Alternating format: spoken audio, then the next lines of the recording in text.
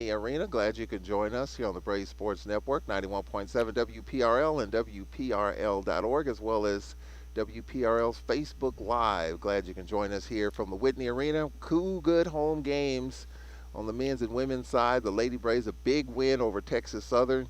But then Monday night happened, and we lost to Prairie View. Got to get it back on the Florida swing, so we'll talk all about that with Lady Braves head coach Nate Kilbert as he joins us here at the Whitney Arena. Coach, you and I, we talk before every game. You know, some of these games obviously wear on you more than others. You know, I remember non-conference, you talked about the La Tech game for a minute because that was one that we had in our pocket, and I thought coming in here, getting Texas Southern, and then building on that. So, I mean, a one-and-one homestand, but I'm sure you were looking for more. Absolutely looking for more. But when I went back and actually watched the film against Prairie View, kids played well. They played extremely well. They just made some mistakes at some key times during the game that really cost us. Like when we was up 10 points against them, we turned the ball over. Just careless turnovers, unfocused type turnovers that hurt us. But once I look at the whole game and the way we played, kids did a great job. And I I quickly forget sometimes that we got a lot of kids playing hogging a lot of minutes now, and the games that get me is when we play Saturday. The game I'm most worried about is Monday, about conditioning now because we playing 2 games in 3 days. With a limited number of kids. But the Prairie View game was right there for us to take. Now, don't get me wrong, we should have won the game, but I just watched the way they played. I remember us being down 55 to 48 with 4 minutes left in the game. We came back and tied the game up. Missed a big rebound when the score was tied 55. But I look at that. I thought our kids did a great job once I watched the film, and we didn't make the plays we needed to make to win the game. I think that was key. I thought probably could have I probably could have did a better job of putting them in a situation in practice where some of the stuff that Prairie View hit us with late in the game that would not affect it, but it was affected against us simply because we didn't. You think kids know they don't always know. So I gotta remember that, because I remember a play when the score was tied, and they went into like a little 2-3 zone against us, but they brought it out wide, and they left the center of the court wide open. Me thinking that kid just gonna pop there. Nah, that didn't happen. We just stood there, and we had to kick that ball in the center of the floor. We got a layup. A layup. We watched the film today, and the kids were like, even the point guard Neil was pointing at it like, "Give me somebody right there." I felt better after she told me that because I didn't think nobody had a clue what to do on it. But she was pointing at the play, and we had to pop that person that we would have got a layup. We would have went ahead by 2 points. But you look back at it, we'll be better prepared the second time around on everybody that we play. Yeah, that's right. And we do play Prairie View's one of the teams that we'll be playing twice, so we'll be going to Texas Southern and Prairie View on the back end. I believe that's the last 2 conference road games because then we've got Valley and Pine Bluff here. But our first home game, coach, in what, 40 days or whatever it was, Yeah, and a we long got time. a long time. Texas Southern here, and this TSU team, they beat UAPB at home, but then lose to Valley by a possession.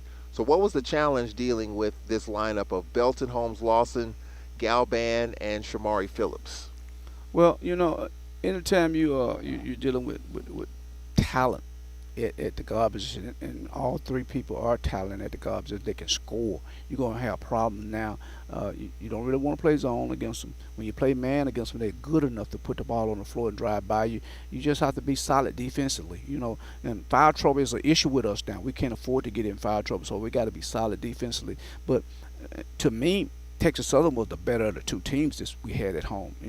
For as talent wise, from top to bottom. They had threats at just about all positions. Even number 5, who played for them last year, is a lot better center this year than she was last year. So she was a threat to score the ball. I thought we were solid defensively.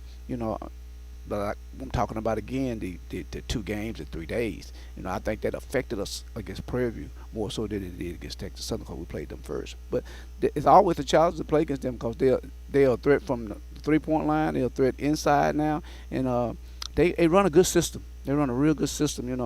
Coach Skeeter's doing a great job with them with that. They do a lot of stuff similar to what we do, except for the back door. They do a lot of misdirection stuff, and they got people they post their guards up, and we got a lot of small guards, so that's something we had to try to find a way to front them on the backside and be able to have help at the same time. So there's just so many things they can throw at you that's difficult to defend. And I thought our kids did a real good job against it. We pressed them in spots. We didn't try to press them the whole game, but we made them do things different from what they really wanted to do out of their offense. Well, I tell you what really concerned me was that second quarter. We outscored them 16-10 in the first quarter, and I thought it was a really solid first quarter. But then in the second quarter, we struggled, that lull. They outscored us 21-11, and they were up by as many as 10 in that second quarter. But then we went on a little bit of a push the last 3 minutes to make it a 31-27 TSU lead at the break. I thought that was the foundation for us to win in the second half, because Texas Southern, the way they were playing in that second quarter, they could have gone up 15-16, and it would have been difficult, from a mental perspective at home trying to come back, even though we know that can happen.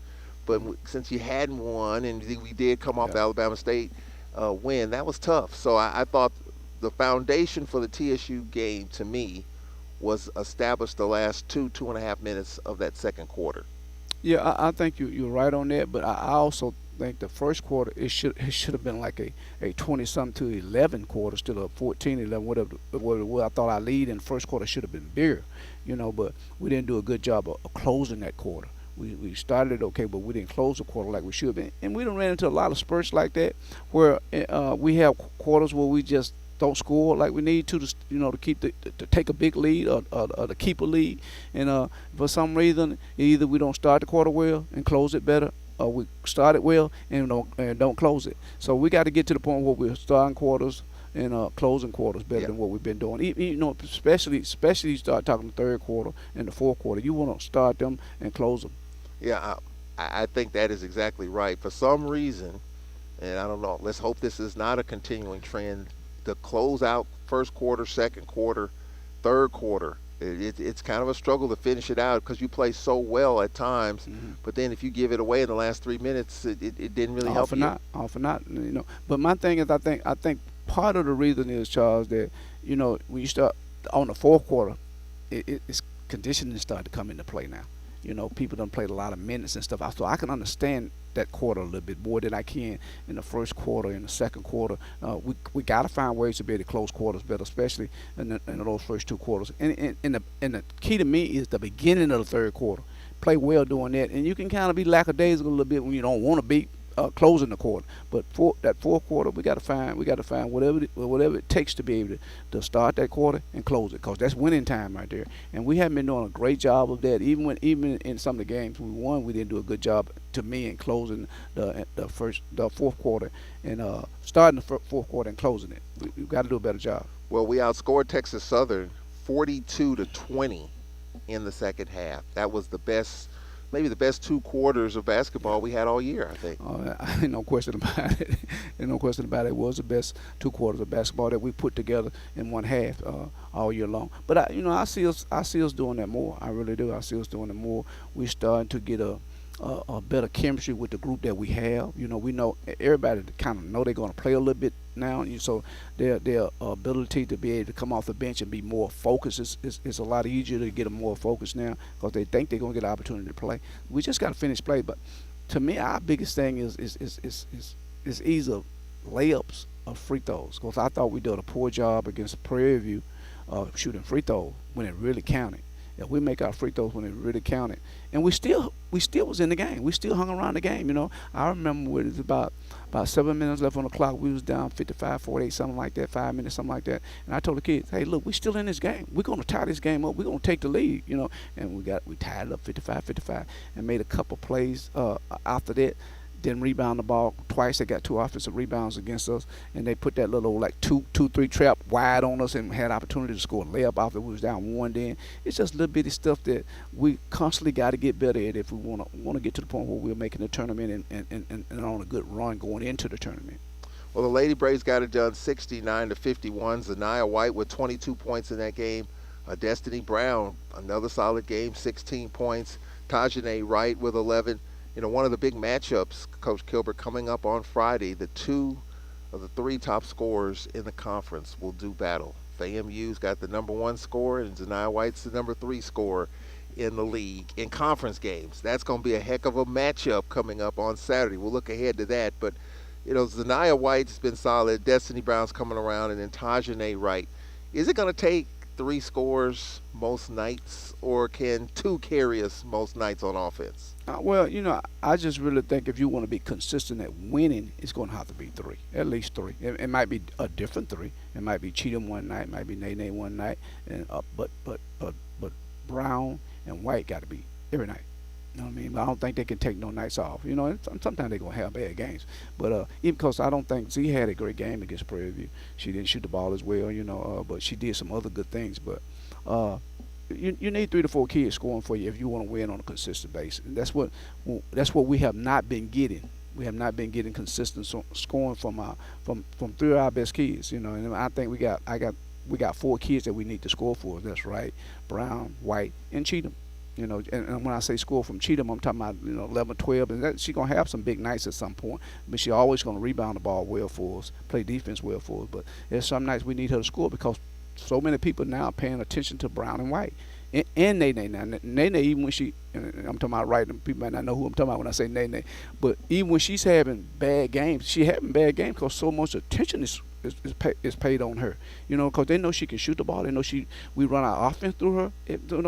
People not leaving her wide open in a lot. You know what I mean? So it's hard for her to really get going. Prairie View kind of bagged off a little bit, and she got going a little bit. So I know it's difficult for her because people pay a lot of attention to her, and she just has to be solid every night in what she's doing. Well, speaking of solid, we were trying to be solid on Monday night, but Prairie View had other plans, and it just shows you how you got to bring it every night. This Prairie View team got the doors blown off by Jackson State, and you thought, okay. Sandy Pugh came in here. We talked before the game. She the body language. I know you and I have talked. You believe in body language. I do too. Her body language said, you know what? It ain't gonna be easy, for the Lady Braves. And it wasn't easy for us, and it was tough for us. Talk about the challenge of dealing with Prairie View, and what was deceiving when you looked at that Jackson State game. I mean, we know Jackson is good. Prairie View, had it handed to them, but what concerns you about the Panthers? Well, the biggest thing is there was nothing deceiving to me about the Jackson State game. Only thing it did to me is made me realize that Prairie View was going to be a lot more focused coming into the game. A good butt whooping don't do nothing but make you more focused. I can tell you that right now. You get it put on you right. You get that belt put on you right. You're gonna be a lot more focused coming into the next game. That was me and Coach Powell and Coach Robinson and Coach Sutton was talking about. They're going to be a lot more focused against us than they was against Jackson. Coach Jackson put that belt on them, and now that's just what we got. They did everything better against us than they did against Jackson. And it's always about matchups. Some teams just match up better with us. And, I think that's why we match up better with Texas Southern than a lot of teams do. You know what I mean? Texas Southern don't create some of the problem with us that they create with other teams. Prairie View, we match up okay with them, but they got physical bigs. They got physical bigs, that kind of throws us off a little bit because we don't have the bodies to be able to deal with physical bigs, especially when the referees are not calling it. You know what I mean? But I knew Coach Pugh and them was going to have them solid and ready to play, So it wasn't a surprise to me. But I think our kids was ready to play too. We just didn't make the plays, the winning plays, to be able to win the game. Yeah, we led 14-11 at the end of the first quarter, and then it was 29-28 at halftime. So it was a good first half. But so it wasn't like Prairie View pulled away. It was a 6-point game as it turned out, and there were some chances there, Coach. Couple of missed free throws hurt us. A couple of possessions hurt us. One of those, a possession here, 50-50 ball there, an extra possession here, and the outcome might be different. No, absolutely. And when you go back and watch the film, you can see all the stuff that you just talked about. And we had opportunities, and that's all you can ask for. We had opportunities to win the game. We had opportunity to control the game, to stay in control of the game, and we didn't take advantage of them. The two things I'm disappointed in. I'm disappointed in the way we rebound the ball and the unforced turnovers. All the rest of it is basketball. It's just stuff that's going to happen in basketball. You got pros who get paid millions of dollars. They miss free throws. You know what I mean? Those kind of things, that's going to happen. They miss open shot. We hope that you will make them, but the two things that I'm most disappointed with is the way we rebound the ball against them and those unforced turnovers when we had that 10-point lead. We just gave them like 4 points at least, and just because we were being lazy with the ball. And you can't be that way and beat good teams. You can't be that way and play against a team who was hungry and just got spanked 2 days ago and think they're gonna lay down. They're not. Those are the only two things that I was real disappointed with after watching film. Yeah, and it's kind of totally opposite with the Texas Southern game. The Texas Southern game, that they had some control, and then we kind of made it close. And just with us, we had a 10-point lead with 3 minutes left. And next thing you know, it's 29-28 at halftime. Yeah. So that was a critical stretch in the second quarter of the game the other night that kind of gave them some life and some momentum. So that hurt. And then we got hurt on the boards, 38-27, just 8 offensive rebounds. How tough was that? Yeah, it's been a while too, Charles. Since we've been whooped on the boards like that. If you think about it, it's been a while since the people jumped all over us like that on the boards. And I thought it was huge that they did. But I think also we tried to play a 2-3 zone against them, which I think would have worked against them. They don't have great shooters. If you keep number 10, you keep up and being open.